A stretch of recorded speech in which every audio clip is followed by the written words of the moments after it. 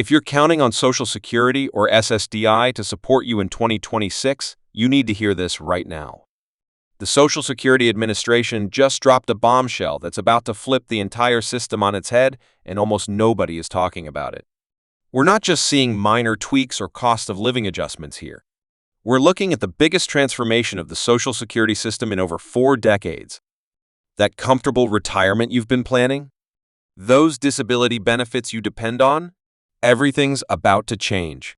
The truly shocking part is that this affects everyone differently, and some people are actually going to come out ahead. But here's the catch.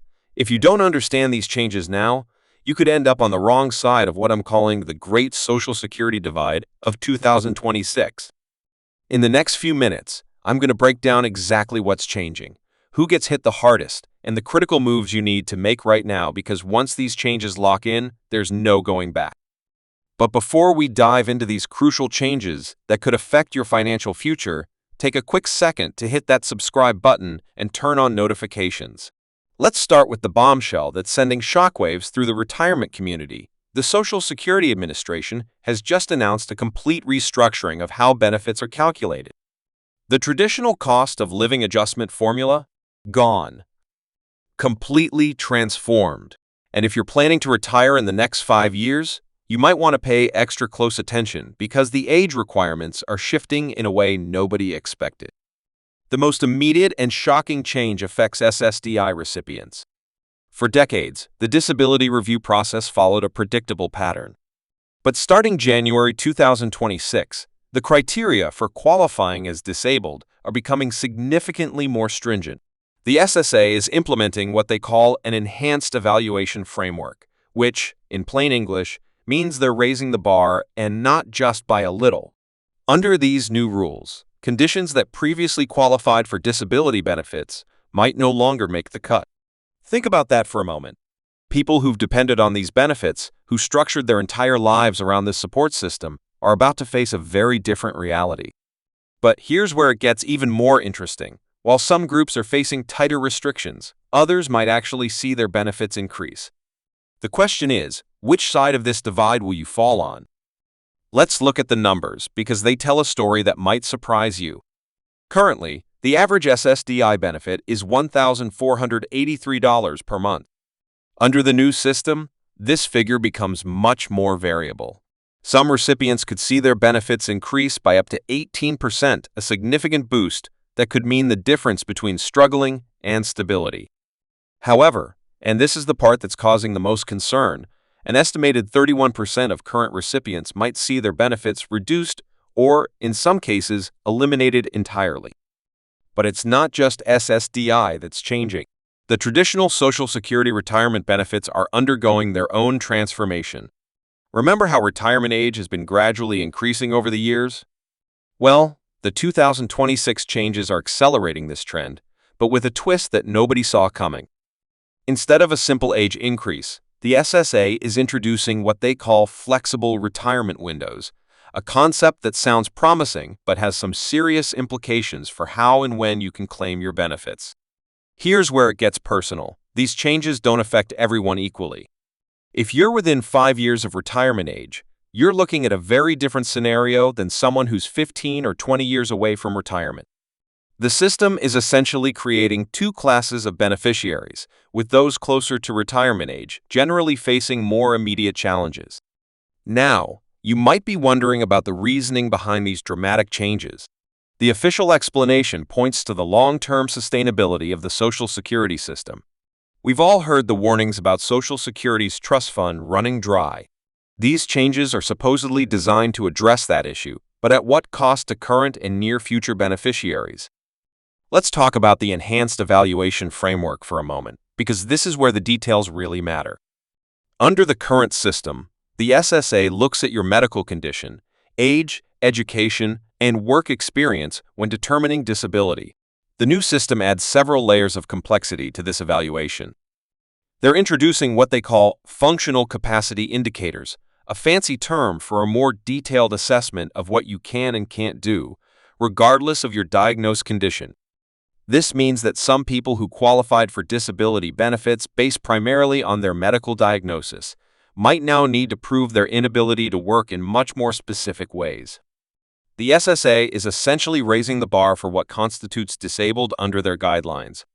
They're looking for more concrete evidence, more detailed medical documentation, and more frequent reviews of continuing disability.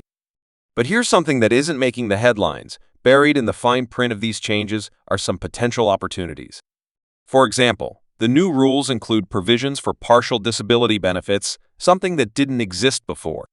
This could actually help some people who previously didn't qualify for any assistance, because they weren't considered totally disabled. The changes also introduce a new concept called adaptive benefit scaling. This means that instead of the traditional all-or-nothing approach to disability benefits, some people might qualify for varying levels of support based on their specific situations. It's a more nuanced system, but also more complex and potentially more difficult to navigate. For retirement benefits, the changes are equally significant. The new flexible retirement windows I mentioned earlier, here's how they work. Instead of having fixed full retirement age, your optimal retirement age will be calculated based on a combination of factors including your lifetime earnings, current age, and even your geographic location. Yes, you read that right where you live could actually affect your retirement benefits under the new system. This geographic factor is one of the most controversial aspects of the changes. The SSA argues that it accounts for regional cost of living differences, but critics say it could create unfair disparities between urban and rural beneficiaries. Imagine two people with identical work histories and contributions getting different benefit amounts simply because they live in different parts of the country. Now, let's talk about what these changes mean for different age groups. If you're already receiving benefits, you might be grandfathered into certain protections, but not all of them. If you're planning to apply for benefits in the next few years, you're looking at a very different landscape than what exists today. And if you're more than a decade away from retirement, well, you might need to completely rethink your retirement strategy. The impact on SSDI recipients is particularly concerning for certain groups. Those with conditions that are harder to document objectively, things like chronic pain syndromes, mental health conditions, or autoimmune disorders might face greater challenges proving their disability under the new system. The SSA says this is about ensuring accuracy and preventing fraud, but advocacy groups argue it could leave vulnerable people without crucial support. But it's not all bad news. The new system does introduce some positive changes, particularly for those who can navigate its complexity. For example, the SSA is finally modernizing its approach to remote work capabilities. Under the current system, if you could technically perform a job that exists somewhere in the national economy, you might be denied benefits even if that job wasn't actually available in your area or realistically attainable. The new rules take a more realistic approach to job availability and accessibility. Here's something else that's changing: the way benefits are calculated for married couples. The new rules introduce what they call household benefit optimization, a system that could either increase or decrease your benefits depending on your specific situation. For some couples, this could mean a significant increase in their combined benefits. For others, it might mean having to make some tough decisions about when each spouse should claim their benefits. The changes also affect how working affects your benefits. Under the current system, earning too much can cause you to lose your benefits entirely. The new rules introduce a more gradual reduction in benefits as your income increases. This could actually encourage more people to try returning to work part-time without fear of losing all their benefits at once. Now, let's talk about what you can do to prepare for these changes. First and foremost, documentation is going to be more important than ever. If you're currently receiving SSDI or planning to apply, start gathering detailed medical records now. The new system will require more comprehensive evidence of your condition and its impact on your ability to work. For those planning for retirement, flexibility is going to be key. The new rules might change your optimal retirement age, so it's worth looking at multiple scenarios and perhaps consulting with a financial advisor who's familiar with the new system. Remember, these changes don't happen in a vacuum. They'll interact with your other retirement income sources, tax situation, and overall financial plan.